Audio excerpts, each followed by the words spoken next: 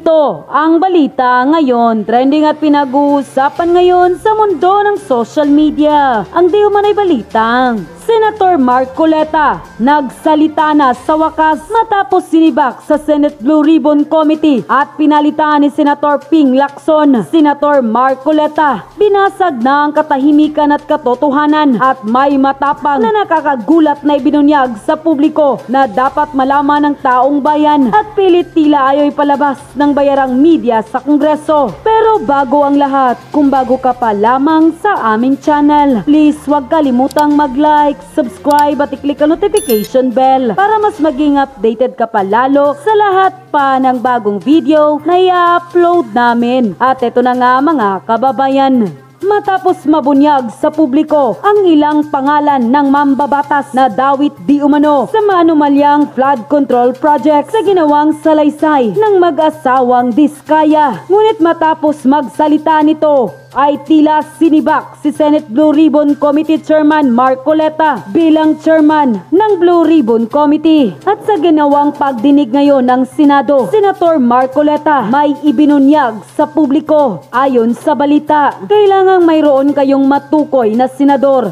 sapagkat makokontempt kayo. Ibinunyag ni Senator Rodante Marcoleta na may natanggap siyang text na may lumapit na isang congressman sa abogado ng Diskaya kung saan sinabihan sila na dapat may pangalanan silang senador kundi ay makokontempt sila. Sa pagdinig ng House Infrastructure Committee ngayong Martes, September 9, nakaladkad ang pangalan ni na Senator Joel Villanueva at Senator Jinggoy Estrada matapos idawit ni dating DPWH District Engineer Brice Erickson Hernandez sa umano'y anomalya sa Flood Control Fund. Unquote. Narito ang full video at tila nakakagulat na revelasyon ni Senator Rodante Marcoleta na siyang gumimbal at nagpamulat sa taong bayan at sa lahat ng mga ilang mambabatas sa mababang kapulungan. Narito't panoorin ang full video.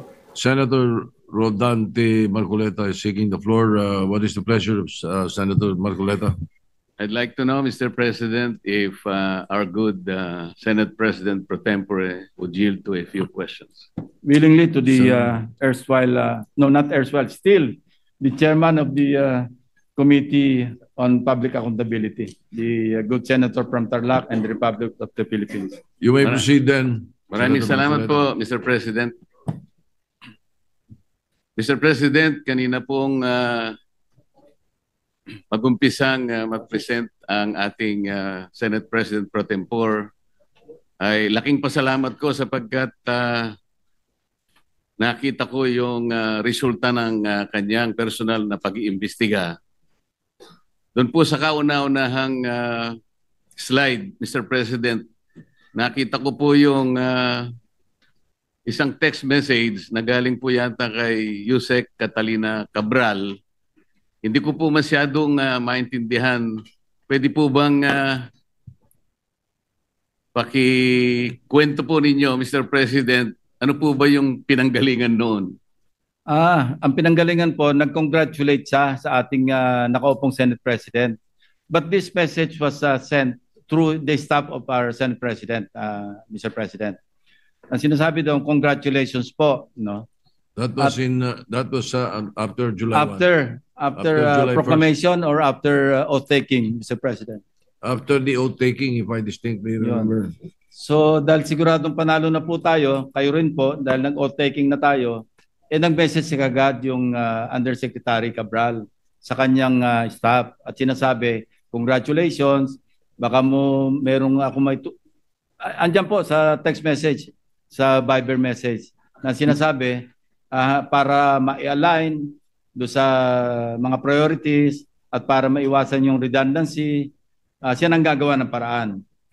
Ang sabay ang sinabi na para maihabol o maisama na sa NEP.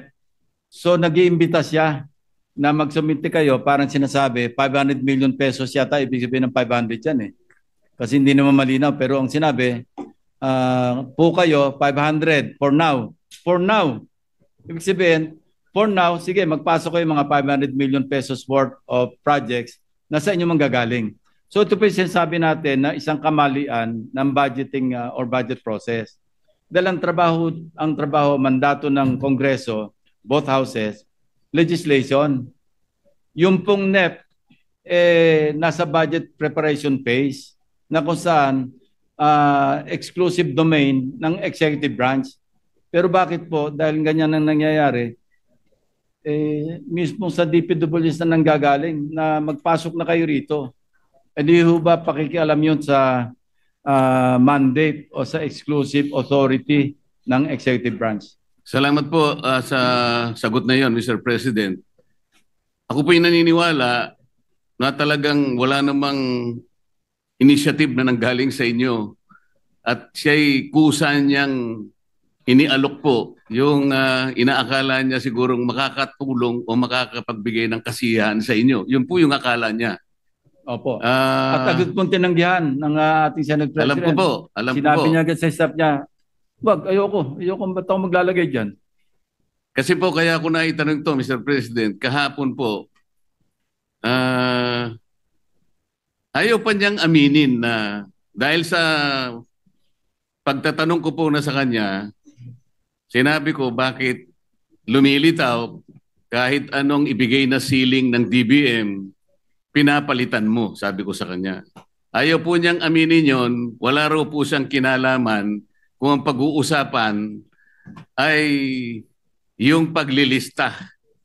Wala raw siyang kinalaman. Ngayon po malinaw na nagsisinungaling talaga siya sapagkat naipakita ko po kahapon, Mr. President, lalong-lalo na po sa flood control projects, yun pong mga insertions, aminin man niya't hindi, ngayon po inapatunayan na natin, ay talagang siya po talaga yung gumagawa dahil siya po yung Undersecretary ng Planning Services.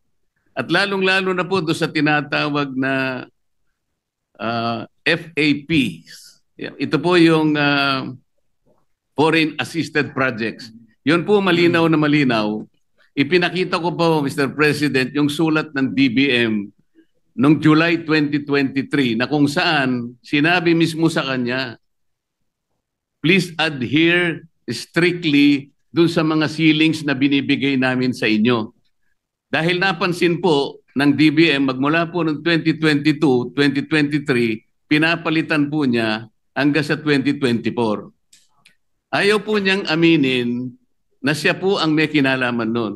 Ngayon ko lang napatunayan, salamat Senate President Pro Tempore na ngayon ay malinaw na malinaw, hindi na niya pwedeng sabihin at hindi na siya pwedeng magsinungaling na wala siyang kinalaman dito. Ang totoo pa po nito, Mr. President, ang dami pong gustong tumestigo na meron po siyang 10 paboritong contractors na siguro sa mga susunod na panahon, kung sino man po yung hahawak ng Blue Ribbon Committee, isa po sigurong mabuting direksyon na ituntunin ito.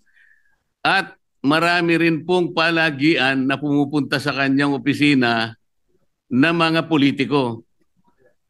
Gusto ko pong pasalamatan ng ating Senate President Pro Tempore sapagkat mukhang yun pong mga kawani o mga opisyalis ng DPWH na matutuntun na natin at alam ko po na talagang tatagos ito hanggang sa former Secretary ng Department of Public Works.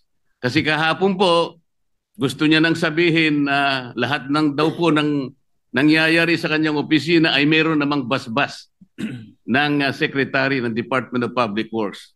Ngunit ang gusto ko pong tuntunin, Mr. President, kung nakita na po natin unti-unti at saan papunta at sinong may kasalanan sa Department of Public Works at nailitaw na rin po sa pagsusuri at sa personal na pag-iimbestiga ng ating colleague, ang mga contractors na talagang, kung pagsasamahin po natin mga contractors na ito at saka yung mga opisyalis na nabubunyag ngayon, siguro po yung salitang walang o halang ang kaluluwa ay is an understatement. Ang gusto ko pong malaman ngayon, bakit po kaya sila ganun kalakas ang loob? Bakit parang hindi na po milyon eh? Bilyon-bilyon na po ang naipatatalo at hindi naman po nila pera yun. Pera po ng taong bayan. Mr. President, ganun po ba kaya kalakas ang loob nila na sila-sila lang, mga contractors at saka yung mga opisyalis na yon? Wala po kayang mga politiko sa loob, sa likod nila? Sana po matukoy yung tunay na mga proponents para po yung walang kasalanan ay hindi po nadadamay. Mahirap po na magbanggit sila ng pangalan. Dahil ito pong nagbabanggit ng pangalan ngayon ay galing lang sa amin kahapon at napatunayan ngayon na bilyon-bilyon ang ginagasta at magdadamay siya. At meron pong nag-text sa akin sa magitan ng emissary ng abogado ng Diskaya, Mr. President. Meron po palang isang congressman, kanina pong nag-hearing sila, nakausap yung abogado ng Diskaya. Kailangan, meron kayong matukoy na senador sapagkat makokontempt kayo. Nasa akin po yung text message, Mr. President. Sa mga tweet, gusto lang nilang magpangalan. Hindi po mabuti yun. Kailangan po, sa tulong na rin po ni Senator Lacson, total naumpisan na yung mga contractors, naumpisan na itong mga kawani at opisyalis ng DPWH na talagang kandidato na po talaga sa impyerno. Matukoy po talaga kung sino-sino po yung palaging kausap ni Yusek Cabral na sila po yung sindikato dito. Para po yung walang kasalanan ay huwag pong madamay. Maraming salamat po, Mr. President. Salamat po, Your Honor. Yeah, maraming salamat po rin sa ating distinguished gentleman from Tarlac and the Republic of the Philippines. At yun na nga mga kababayan, ano na ang masasabi mo? Kung mayroon kayong hinaingat komento patungkol sa balitang ito, please comment down below. Pag-uusapan natin yan sa comment section. At kung nagustuhan nyo ang video, ay huwag kalimutang mag-like at i-share na din para mas marami pang makaalam at umabot ito sa marami sa ating mga kababayan. Maraming salamat po!